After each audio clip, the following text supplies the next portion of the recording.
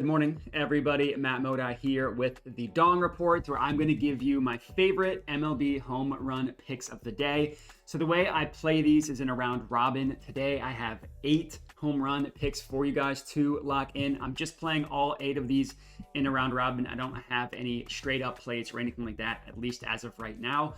Yesterday was not our best day in the world on the Dong Report, admittedly. I did get 2 dongs to mash. Thank you to Shohei Ohtani and to Juan Soto, but both of them had pretty short odds, so getting 2 guys to mash did not give us a profitable day. We were down about 0.8 units yesterday. Now, half of that had to do with the fact that I did have 2 plays straight up, 2 long shots in Jackson Merrill and Jackson Holiday. Neither of them hit a home run, so ended the day down on the round robin and down on our straight bets as well. Now, Jackson Merrill hit one to the warning track that was so close to going out. If that had left the stadium, we would have been up like 3 units, I think is what I calculated, if he had hit a home run yesterday, but he didn't. That's home run betting for you. It's brutal, is what it is. On the entire season, we are up a little bit over 13 units on the year. Hasn't been the best year, definitely not as good as it was last year, but at least we are in the green. And the round robins have been on fire. They're up like over 30 units, specifically if we're tracking the round robin. So those have been a lot better. The straight bets haven't done quite as well, which I switched over recently to the round robin, blah, blah, blah. Nobody cares about that. You're only as good as your most recent bangers. So before I get into today's picks real quick, if you could subscribe to my YouTube channel if you're not already, would appreciate that. And then if you could like and comment on this specific video, would also appreciate that. And then the last thing I'll say is that I do have a Dub Club where I send all my plays out for $5 a month. If you're unfamiliar, Dub Club is a service that you can sign up for to get picks sent to you from people like me. $5 a month gets it sent directly to your phone, text, email, or Telegram. So if you want to get the plays early, or if you don't feel like watching the YouTube videos, check out the Dub Club. If you're not interested in that, no harm, no foul. Let's start talking bangers. So I'm going to have 8, as I mentioned today. All of them played in a round robin, so I'm not going to play anybody straight up. Plays number 1 and 2 are going to be in the same game. I have Alec Burleson and I have Nolan Gorman, both of them to hit home runs. Because these guys are in the same game, you need to place them as a separate same game parlay bet, because FanDuel won't do that for you, which is annoying. It is what it is. But I really like both of these guys to hit a home run, obviously, which is why they're plays 1 and 2. Now, these guys, admittedly, their odds are pretty nuked. Like, you're not going to see Burleson sub 300, and you're not going to see Gorman around 300 very frequently, but for good reason. There's a reason why their odds are so nuked. Number 1, you're always going to get pay a little bit of a premium playing dongs at Reds Stadium. Incredibly home run friendly park. Dude, it's just a home run friendly park in general. But today specifically, 8-mile-per-hour winds blowing specifically out to right field. So lefty pull hitters like Alec Burleson and Nolan Gorman, that wind is gonna help both of them today. Not even mentioning the fact that Red Stadium is already a home run friendly park because of how short of a park it is.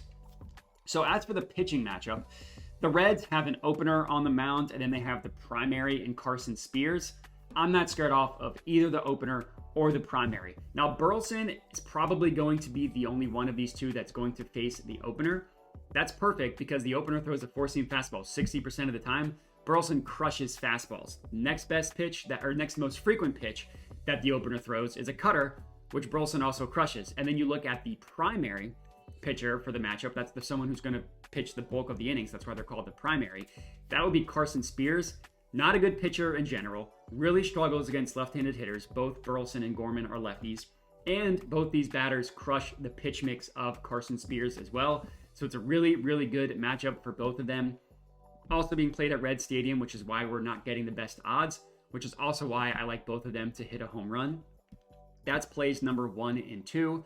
Next up, I'm taking Zach Neto to hit a home run for the Angels. Neto gets the benefit of going up against one of the worst home run pitchers in all of baseball, and Jose Barrios. Barrios is awful. We've targeted him as a dong ball pitcher all season. He's got a home run per 9 of 1.64. That's tied for the 3rd worst home run per 9 of all qualified pitchers in the MLB.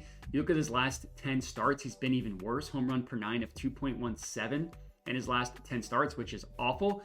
And what I love about Jose Barrios, he's equally bad, whether he's facing a righty or a lefty. So the righty versus righty matchup, I generally try to target opposite-handedness. I'm not scared off of the righty versus righty matchup here.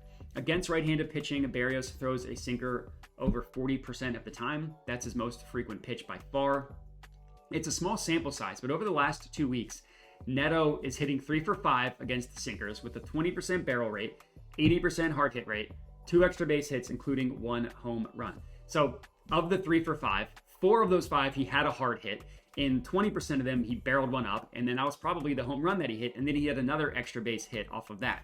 So Neto's not known for being a traditional power hitter, but he's been pretty good since the month or the year turned to August. Since August 1st, he's hit 4 home runs, 14.7% barrel rate, 58.8% hard hit rate. So I think that he stays hot today, going yard for us. That's play number 3. Play number 4, I'm taking Seiya Suzuki to hit a home run. So this one, admittedly, it's tough to get a ton from the pitching matchup because Alex Cobb is only making his second start of the year for the Guardians, but he was hit hard in his first season. He's also 36 years old, so he's kind of losing his juice a little bit. And this is another one I really, really liked the pitch mix, right? He throws in his first start, he threw a sinker over 60% of the time. Suzuki crushes sinkers. Over the past month, he's seen 17 of them, 17 at-bats against sinkers. This is all according to Game Day Insights. And in those 17 at-bats, he's hitting .412 with 2 home runs, 11.76% barrel rate, 64% hard hit rate, 353 ISO rate. He's also looked really good over the last 2 weeks. So I kind of like to look at both 1 month and the last 2 weeks because you want to know, like, are those 1 month stats being inflated by something that happened closer to 4 weeks ago, which isn't going to be as helpful today. But no, good 4 months, good 2 weeks. So it's not that it's just as though he was on the hot streak like a month ago. And we're getting really juicy odds here, which is kind of the theme you'll get with our card today. Normally, I mean, sometimes we pick a lot of chalk guys. Yesterday was one of those days. Today is not. Today we're going with a little bit of the longer shots. So in most cases, all we need is 2 of these guys to hit a home run and we'll be green. We're going to get into that in a little bit. Next up, our Our 5th play. Yeah, 5th play of the day. We have Jackson Merrill to hit a home run, another one of our long shot plays. He came really, really close to hitting a home run yesterday. Just could not quite get it out of the stadium, and it was hit to like dead center. It was like 393 feet or something like that.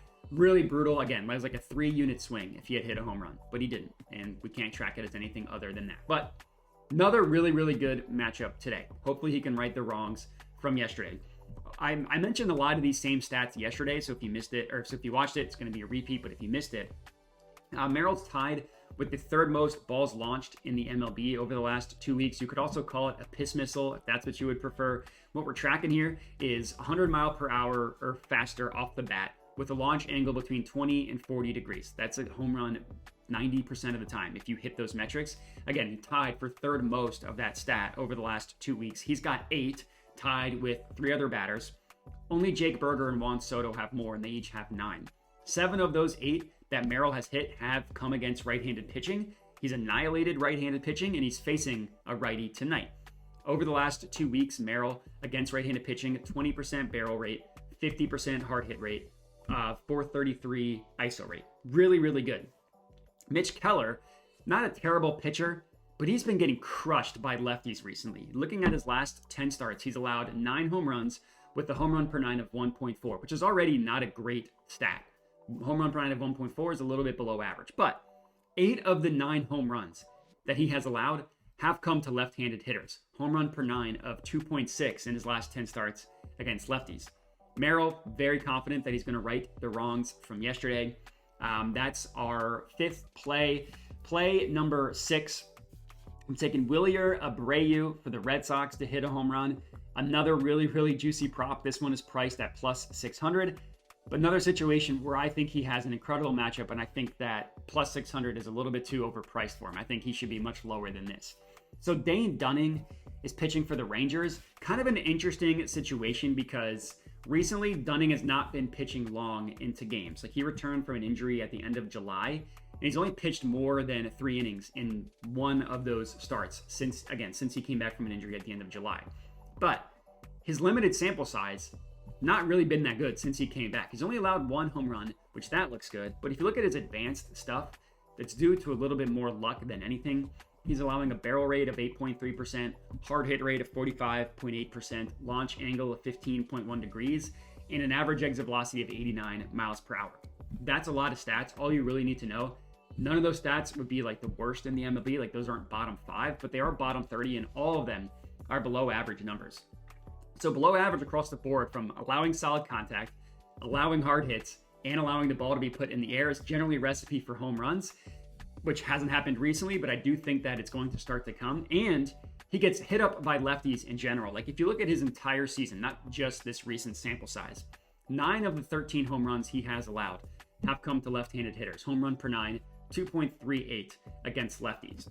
Interesting kind of situation here where a lot of the pitchers on the mound today are sinker thrower pitchers, which traditionally is not a home run pitch, which is why we don't have a lot of the traditional home run guys in our card today. But Abreu annihilates sinkers. On the entire season, ISO rate of 47.1% against sinkers, his best pitch by far. You look at the past month against the sinker from right-handed pitching, 30% barrel rate, 89% hard hit rate, 800 ISO rate, literally 80% ISO rate. So you're going to say that those stats are crazy. They are. 10 at-bats against sinkers, 8 hits, 4 extra base hits, including 2 home runs. That's why those stats are so wonky, because it's a tiny sample size that he has absolutely crushed. I love Wilyer Abreu to come through with the home run for us tonight. Plus 600 odds is amazing. Next up, plays 7 and 8. 2 more juicy home run props for you guys. Ezequiel Tovar and Michael Toglia to hit home runs. Both of them are in the Rockies versus Diamondbacks game. 2 very, very juicy odds.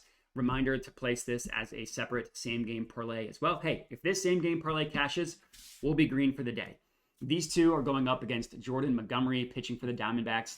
Montgomery's been awful all year. He's been terrible. He's shown no signs of being better. He missed like a month at the end of June to the end of July. So maybe you're like, oh, maybe he can come back kind of like Blake Snell, look good after the injury.